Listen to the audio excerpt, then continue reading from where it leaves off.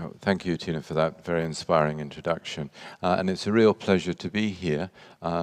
Belgium is really very well known for its outstanding psychology research, and it's so wonderful to hear you're thinking of further expanding your mental health services.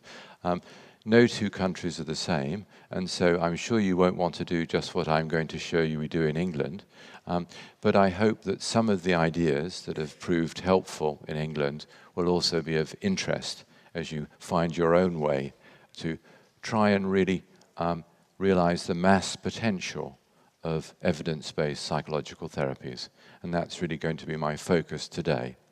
So the first thing to say is that there has, in the last 20 or 30 years, been really very considerable progress in developing effective psychological therapies for most common mental health problems.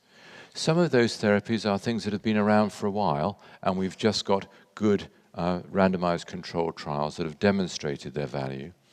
Some others have turned out not to be so valuable in the trials, and new therapies have also come on and being supported by the evidence. In England, we have a body called NICE, the National Institute for Clinical and Care Excellence, which is a government body which is charged with the job of impartially reviewing the evidence base for interventions across the whole of medicine.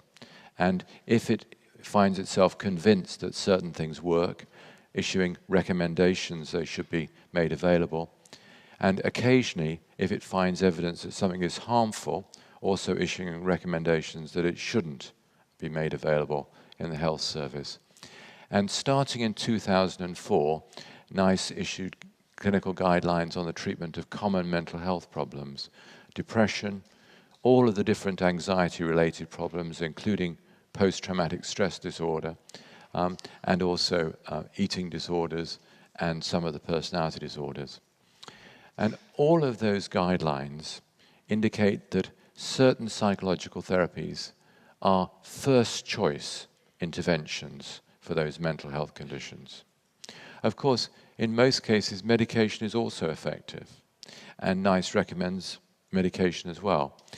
But it gives particular priority to psychological treatments, because the idea of a psychological treatment is that you will develop some skills, not only to overcome your current emotional problems, but to help you face adversity in the future. So you learn some new way of dealing with emotional problems. And medication doesn't do that. And so that's really why the recommendation is more strongly for psychological therapies. So that's the good news. The bad news, and these are the sort of range of treatments that are recommended by NICE. So I'm going to be largely talking about depression and the anxiety disorders. NICE recommends quite a range of psychological treatments for depression. It recommends CBT, but also equally strongly, actually, interpersonal psychotherapy. And for the more mild to moderate cases, also couples therapy, brief psychodynamic therapy, and certain forms of counseling. And if you're looking at relapse prevention, it also recommends mindfulness-based cognitive therapy. For the different anxiety disorders, currently it recommends specialized forms of CBT. And then you can see for other conditions, we have family therapy coming in, dialectical behavior therapy. So there are a range of evidence-based psychological therapies. That's the good news. And a bit more good news, this just shows you the sort of power of some of these therapies. So this is our latest randomized controlled trial of treating people with severe social anxiety disorder. And what you've got here is a histogram looking at the severity of people's social anxiety before starting a course of cognitive therapy for social anxiety disorder. And this is a measure of how severe the social anxiety is. The clinical, non-clinical cutoff is here. So everyone's in the clinical range, and some of them are in the milder end, but the majority are moderate to severe. What I'd like to show you now is what happens to that distribution when people have gone through a 3-month course of cognitive therapy and we follow them up for a year after the end of treatment. Why am I showing you a year after the end of treatment? It's because simply getting people better isn't the goal. The goal is keeping them well, as well. So you need, for all of these treatments, to look at a longer-term follow-up as well. As you can see, the whole distribution has moved massively to the left. The majority of people, 70%, are in the non-clinical range. And more or less everyone else has shown some benefit, but we don't have any psychological treatments that work for everyone. And you can see in this particular graph, we have 3 people at the far end who didn't improve at all. We didn't do anything useful for them. So it's not a perfect panacea. But if you think in medicine, the numbers needed to treat for statins are about 140. The numbers needed to treat for cognitive therapy for social anxiety disorder are slightly less than 2. So these are potent compared to many of the interventions that we have in physical medicine. That's the good news. The bad news is it's all pretty pointless. You do these research studies, you get lots of prizes, you get salary increases in England, but what's the point? There isn't really a point, because in most of our countries, most people don't benefit from those treatments. And of course, that's why the research is done. And it's not as though the public doesn't want these things. So there are 32 surveys of public preference done in many different Western countries, and they all show essentially the same result.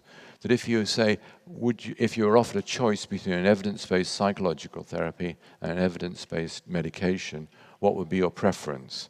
And of course, some people say, oh, I'd like the medication. But in a ratio of 3 to 1, people favor psychological treatments. And in no country is the public getting what it wants. There is no single country where psychological treatments are more widely available than medication.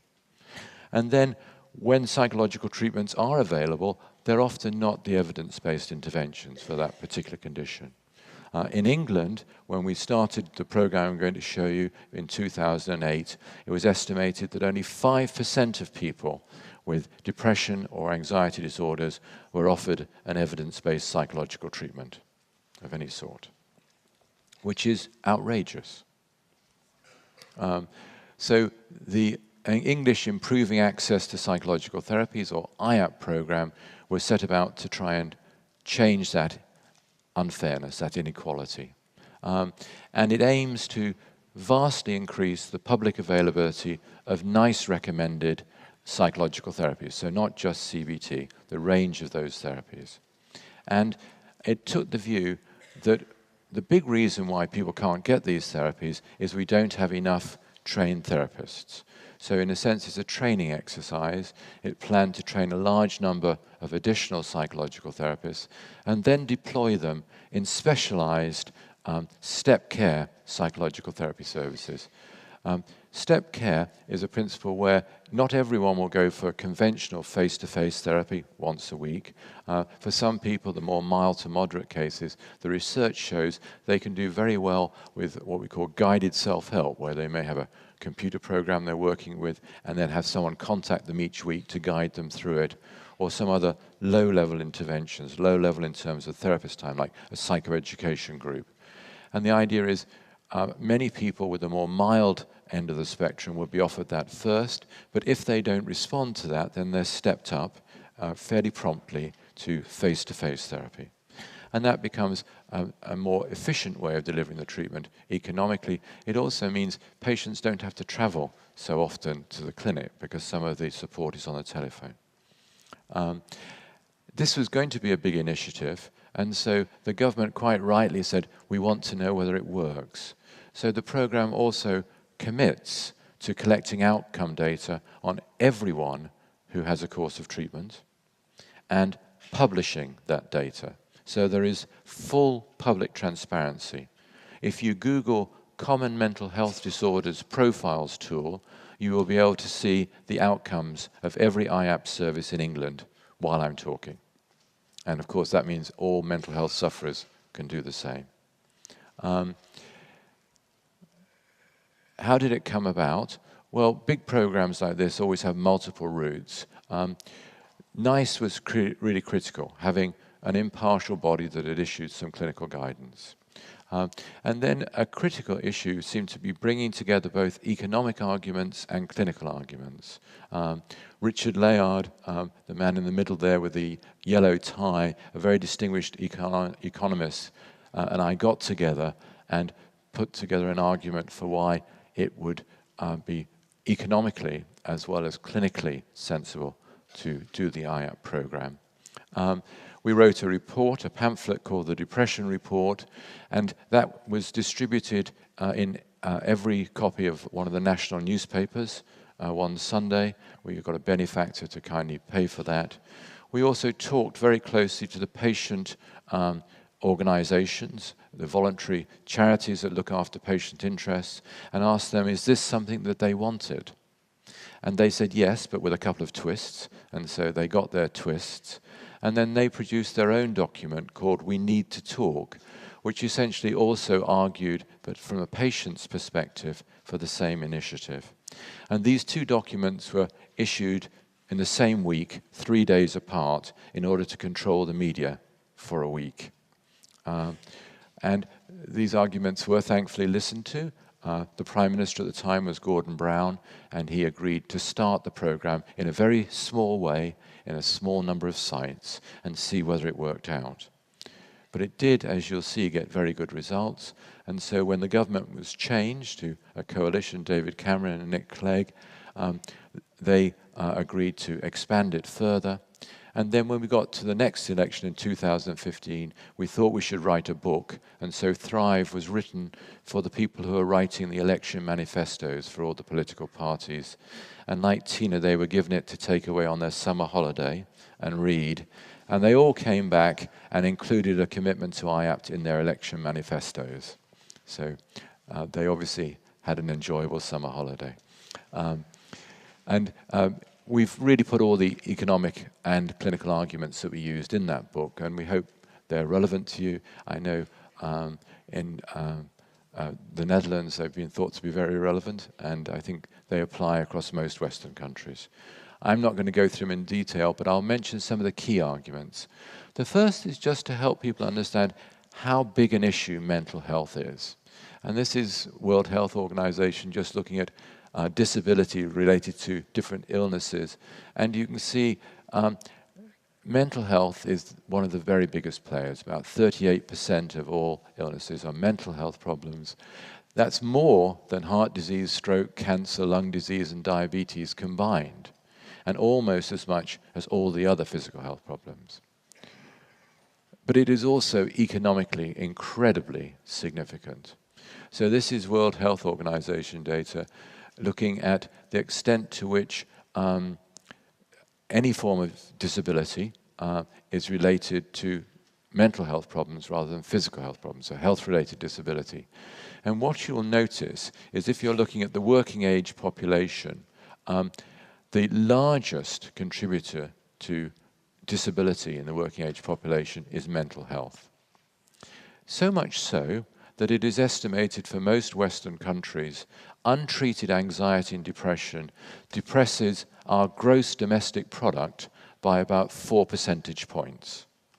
About half of that is people who have anxiety and depression no longer working, and about half of it is people in work, but their mind being somewhere else on their worries and their concerns, and so being less productive is what we call presenteeism.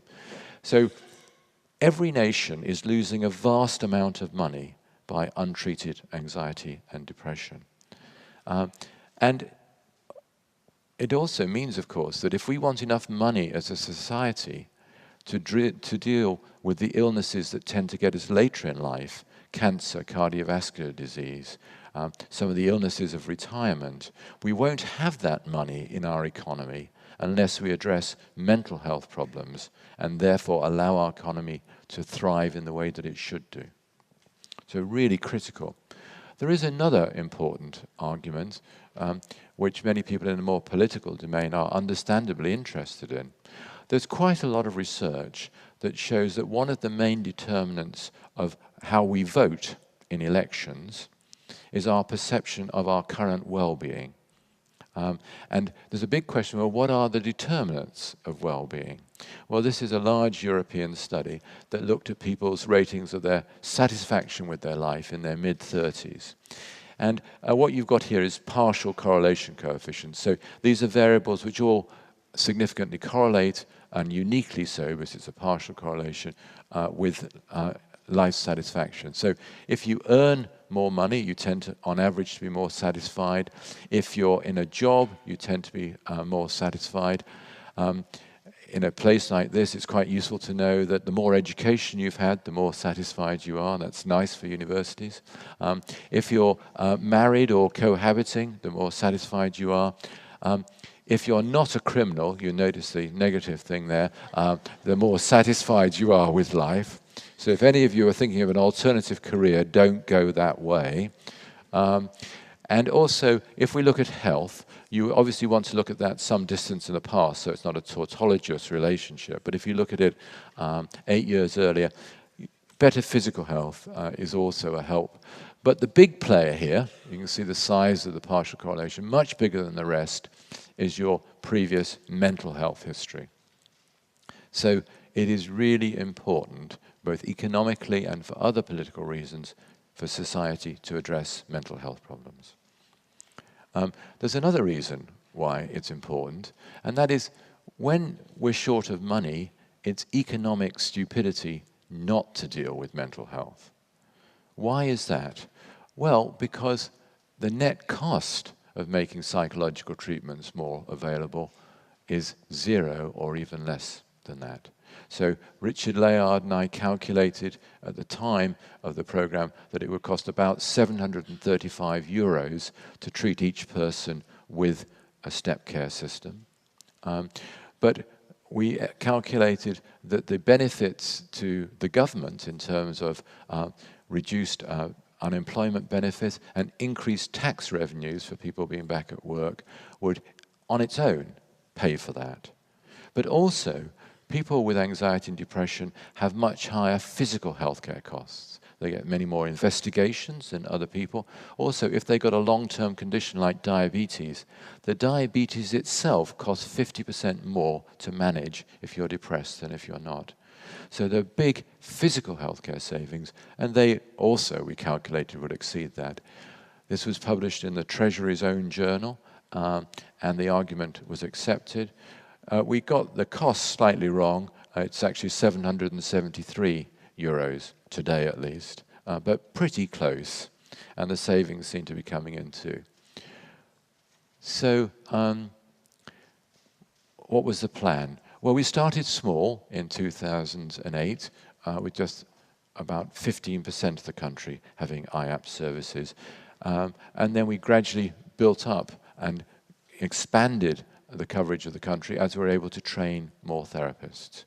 And the government has committed to us training at least 16,000 new therapists by the end of the current commitment, which is 2024.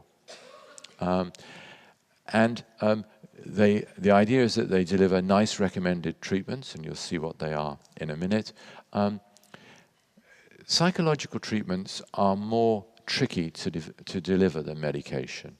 With medication, unless you have a corrupt drug company, the tablet always has the right amount of the chemical in it. But with psychological therapies, unless it's delivered by someone who is properly trained and closely supervised and has their outcomes monitored and gets the chance to have further continuing professional development training, then you won't get the outcomes that you get in the randomized controlled trials. And you're much more likely to be delivering something closer to a placebo. So you need to pay good attention to training and make sure everyone has the opportunity to have a really good training. And so a key bit of the program was to publish national curricula for every one of the therapies with a content closely aligned to what was delivered in the definitive randomized controlled trials, to develop a competence framework so that as people go through the training, we can assess whether they've acquired the skills necessary to deliver that particular therapy. And people only finish the training when they've demonstrated that in videotapes from live therapy sessions. So it's a very much competence-based training. And when the government announced the initiative, it did something unusual in mental health. It didn't just say a certain number of people will be seen, and we'll try and get them to be seen as quickly as possible, which is what you normally do when you're trying to improve mental health services. It went one step further. It said, and 50% of those people will recover. I'd actually told the minister that I thought we could do that, but he was told not to announce that by his civil servants, because it was thought it might be very difficult, because it's about what you get in the randomized control trials. But bless his heart, he got up and announced it to the nation. And so we all had to work hard to deliver it. And as you can see, you'll find out it was quite hard work, but we've got there. But of course, from a patient point of view, it is the right thing. What they care about is, do they get better? That's what it's all about. So it's what we should be looking at. In order to make sure we got data on everyone, we use a session-by-session outcome monitoring system. So people have a very simple measure of anxiety and depression each time they're seen. Not in the therapy session itself, we don't want to waste therapy time on it, but often in the waiting room, or you fill it in before you come into the session, or on your phone. By using that system, even if someone drops out of therapy early, you've still got a clinical endpoint, so you know how they've done. So that's the idea. Where are we up to so far? Well, we think it is transforming the treatment of anxiety and depression in England, but it's a work in progress. We haven't finished. As you'll see, we've still got some way to go. But we do now have these IAPT services in every area of the country. They're called, we divide the health service up into what we call clinical commissioning groups, or CCGs. So those are our units, and there are just over 200 of them. And currently we're seeing just over 1 million people per year in the services.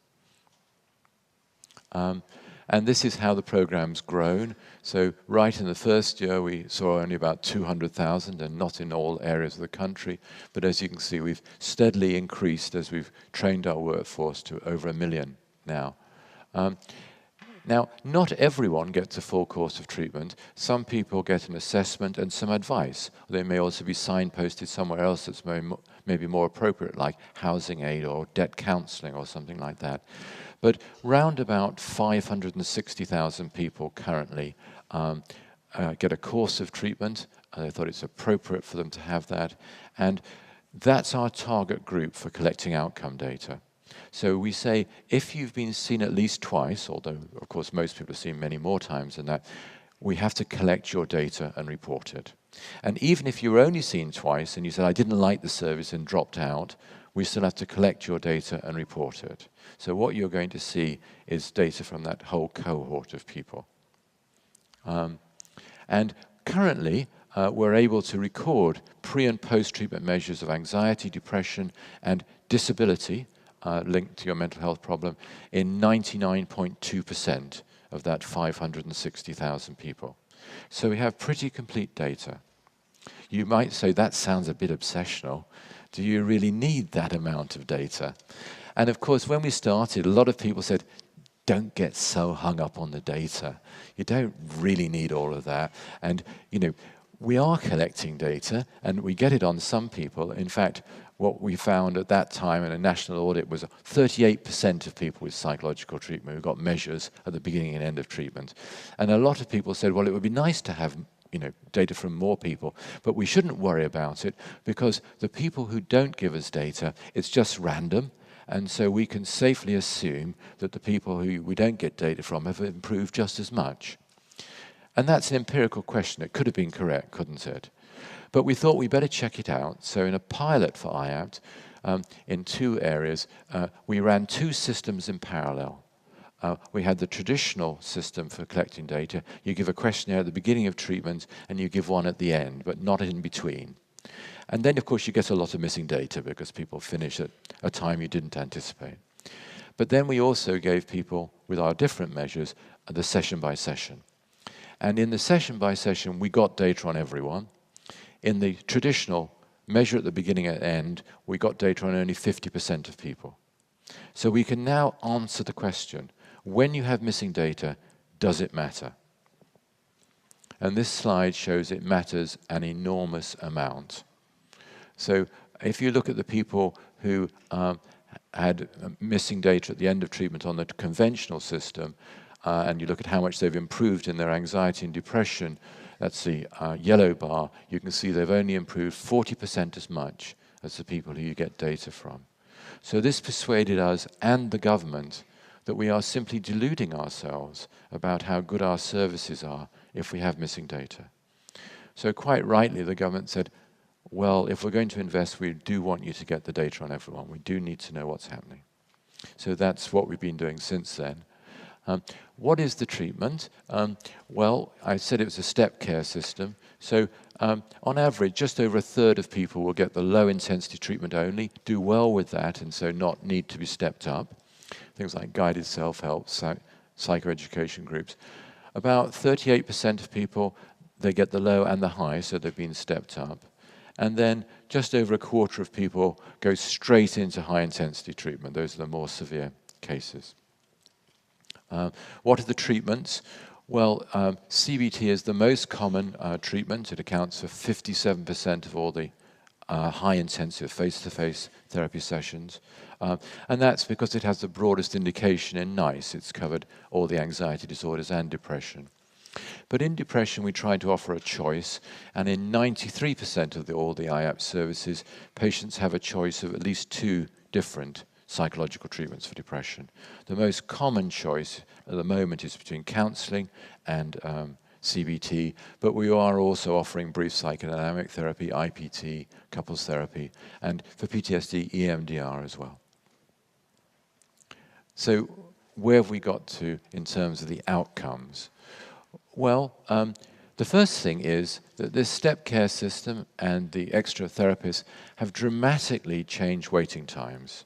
So it was pretty common to have to wait for a year before a course of psychological treatment, before IAPT. Now the average waiting time is 20 days. So that's a really big difference. What are the outcomes like? Well, currently, approximately 7 in every 10 treated patients, it's actually 68%, show reliable and substantial reductions in their anxiety and depression. And in 5 out of 10, it's currently 52%, that reduction is so large that we code them as recovered. What that means, it's a bit arbitrary, is that their symptoms have gone below the clinical threshold for both anxiety and depression. We say for both because we're not treating syndromes, we're treating people. So we want them to be generally better. We also, though, find, as you do in every area of health when you measure it, that there's regional variation. Some services are doing better than others. You get the same with cardiac surgery. You get the same with cancer survival rates. That's not a surprise that it's there in mental health as well. But the key thing is, can we learn from that variability? And we have learned an enormous amount about how to deliver these treatments effectively by systematically studying that variability and then feeding what we've learned from that back into the system so we can all benefit from that learning. So this is what's happened to our recovery rates. So you see the minister announced 50% in 2009. We didn't get there at the beginning. We were around about 40%. And you can see it's taken us quite a few years to get there, but we're comfortably there now. And we have been there every month for the last 24 months. And we've now got some services that are operating at 65%. So we now know, in practice, we can do better than the trials. And we're sort of carrying on moving onwards.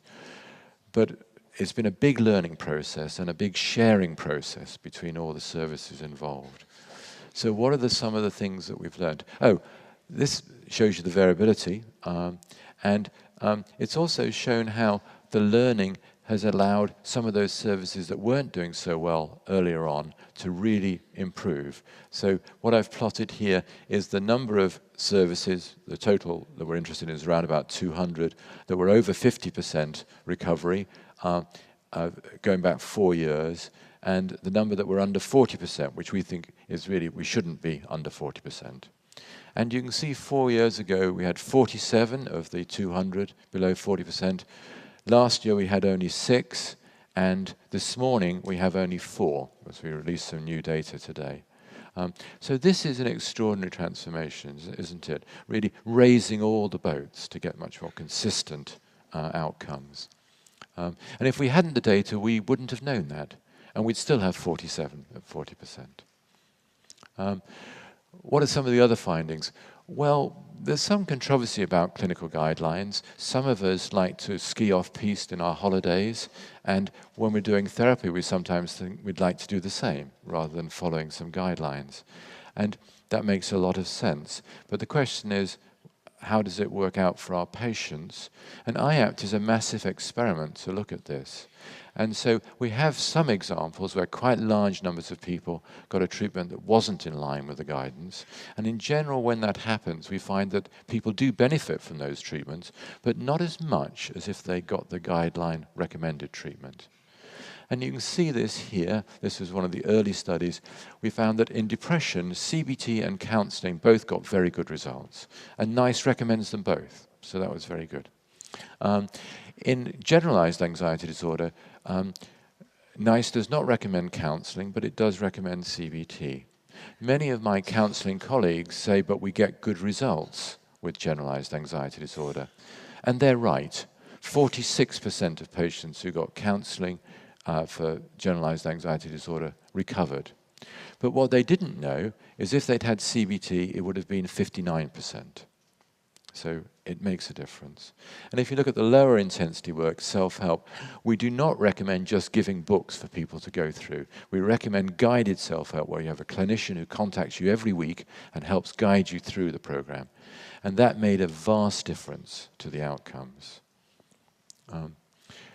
We have also looked at other characteristics of services which might predict better or worse clinical outcomes.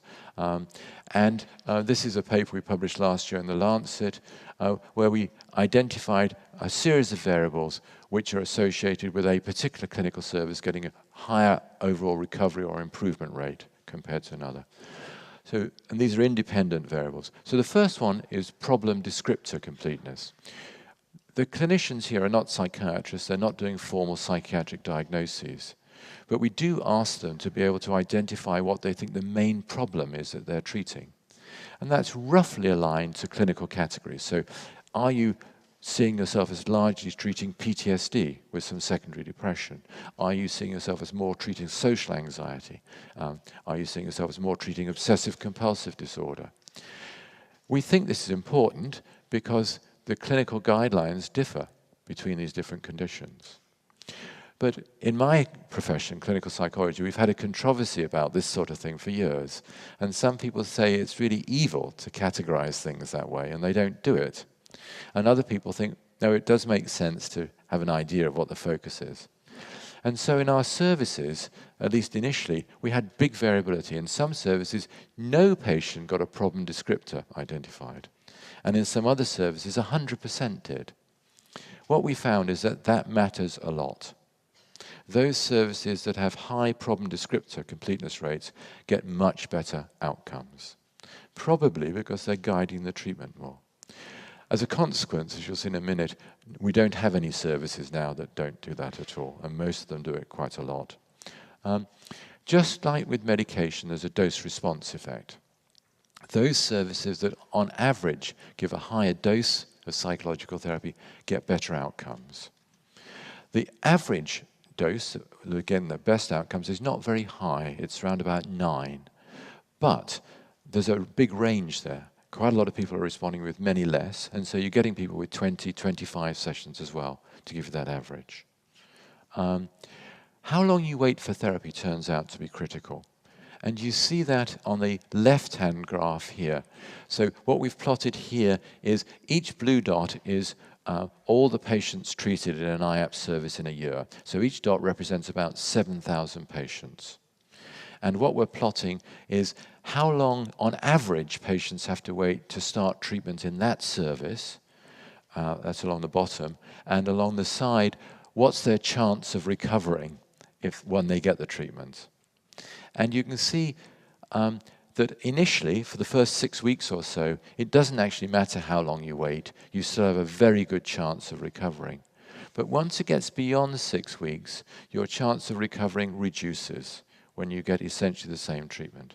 So there's a window of opportunity For many people, it's a big deal coming forward for psychological therapy. You know you're going to have to do some painful, emotionally challenging work. That's what happens in therapy. And so people aren't always open to that opportunity. And we interpret this, but it is an interpretation, because it's correlational, that we have to really seize that window of opportunity. The government has taken this seriously, and it has set a 6-week target for people starting treatment in IAPT based on this graph. Well, those were correlations, of course.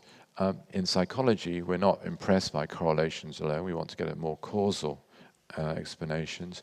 And in this case, we can get part way there by looking at if a service changes on any of these variables, does it improve its outcomes? So I've looked here at changes in the whole system between 2015 and 2018. You can see we're getting much better at problem descriptor completeness. The average number of sessions are creeping up. The average waiting time is going down.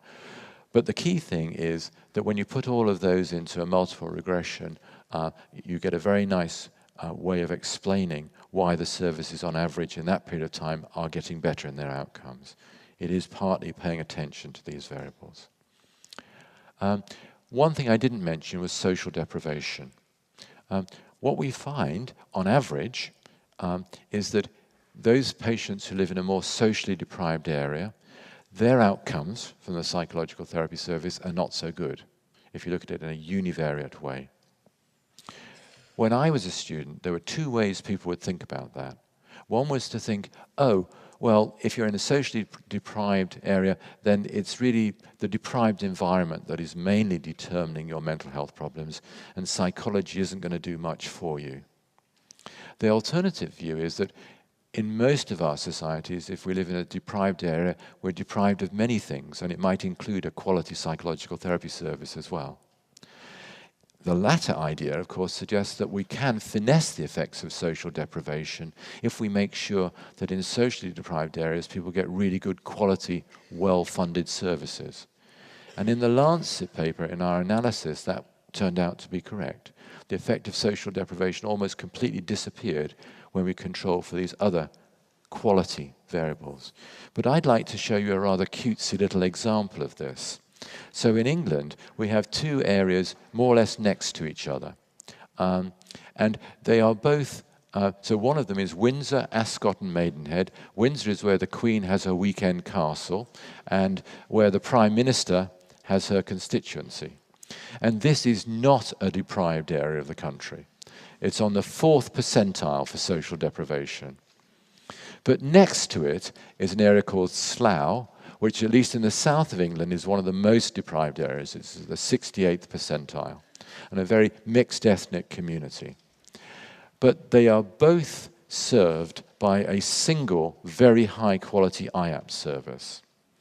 And you can see that the outcomes for both of them are above the national expectation, 56% in Windsor, 58% in Slough. So if for any reason the Queen ever did feel that she wanted to go to an IAPT service, we might suggest that she ask the chauffeur to drive her a little bit along the road to Slough.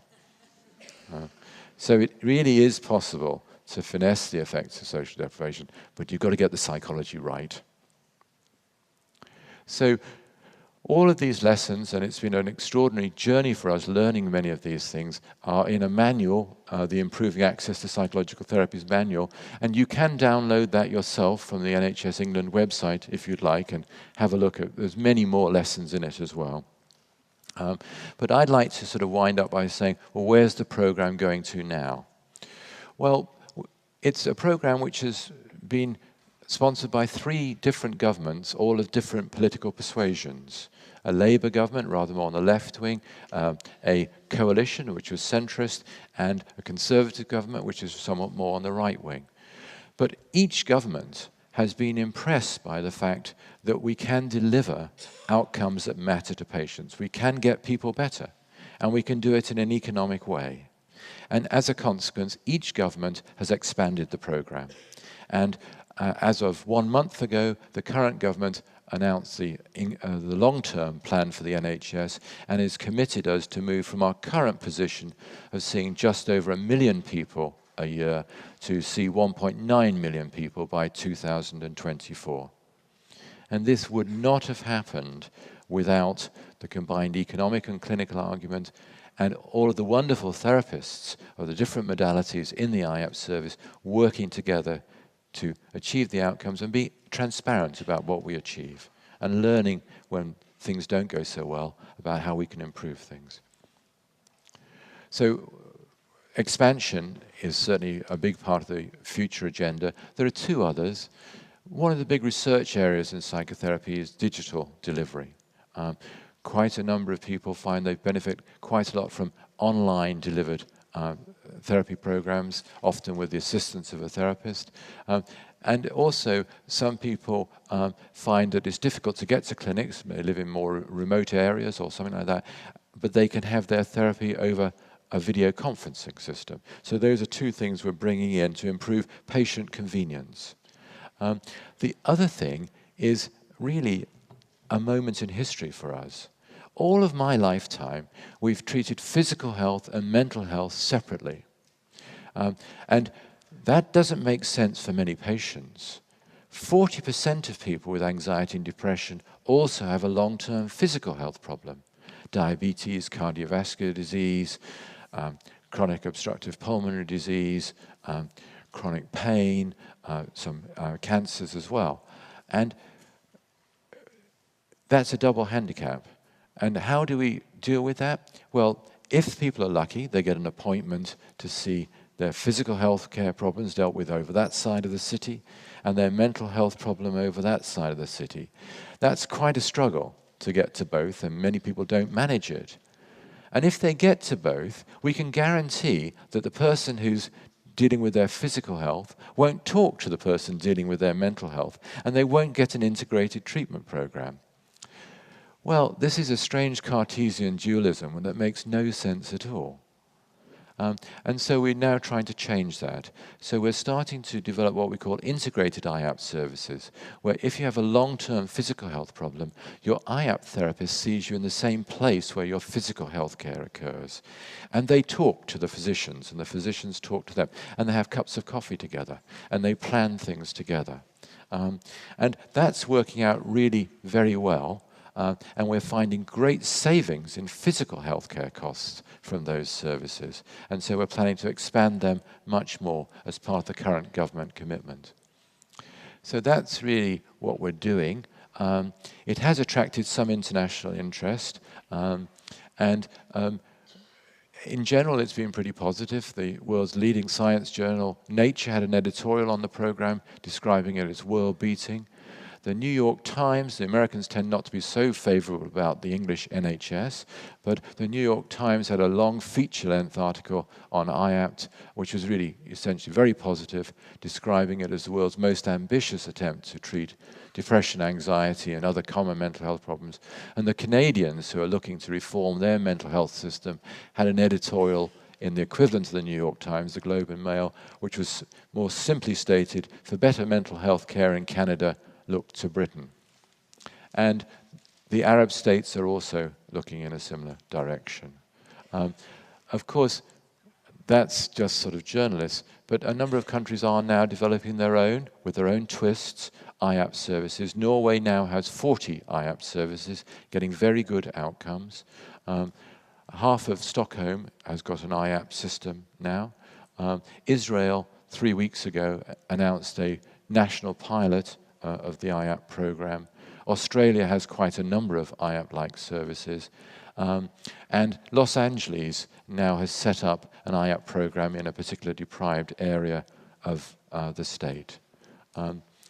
So a lot of countries are thinking the same way, that it is possible to realize the mass public benefit of psychological therapies, and it's possible to do it in a cost-effective way and a publicly transparent way in which all those people whose lives are blighted by mental health really have a chance to know there is hope and that things can change and it really is possible to recover. So it's worth lobbying more for these things and coming forward for treatment. So I'd like to more or less wind up by just mentioning some of the lessons that I've learned from the IAPT program. So my primary job is as a researcher. I spend most of my life trying to develop more effective treatments. And when I had sort of a dark color to my hair, I had this sort of idealistic view that if you worked really hard at your research, you did all the experiments in the lab, you worked out what it is that keeps the psychological problem going, and then you developed a very targeted psychological therapy which would hit it, you could get good results, and then you do a good randomized controlled trial, and you publish in a distinguished journal, and everyone will read it, you can go on holiday, and the health service will just start delivering it. Well, this really was the idiocy of youth. It just doesn't work like that. And, you know, there aren't drug companies that are sponsoring all these treatments. It's precious research resources that are spent on this. And there isn't really money to just do all this implementation. So we as professionals need to work to do it ourselves. And that's been one of the big lessons for me. It really helps if you get some broad agreement on clinical guidelines.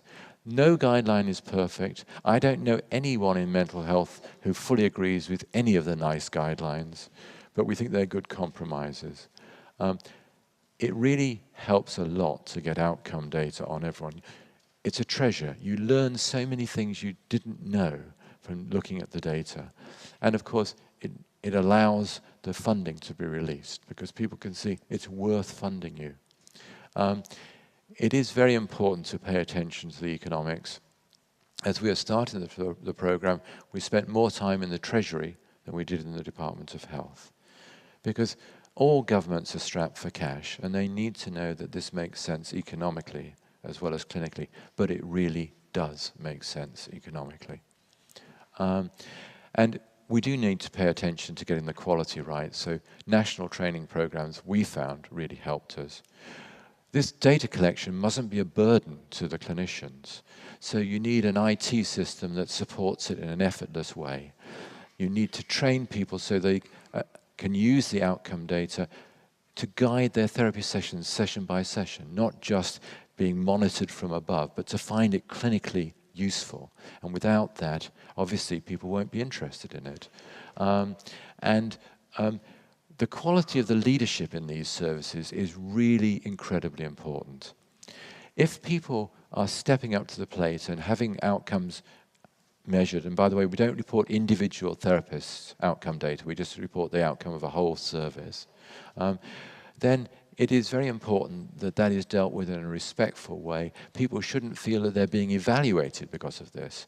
They should, in fact, be working in an environment where you have leadership, where everyone is interested in the data, because it allows us as professionals to do what we got into the business from, which is learning a little bit more from our data and gradually improving our practice in a supportive environment with good supervision. And so you have to create these innovation environments that people like to work in and really are on a journey together. And then it really sings. And it doesn't always work that way. Some of our services aren't like that. So we have to work quite hard on training people in clinical leadership to create those environments as well. So thank you so much for listening.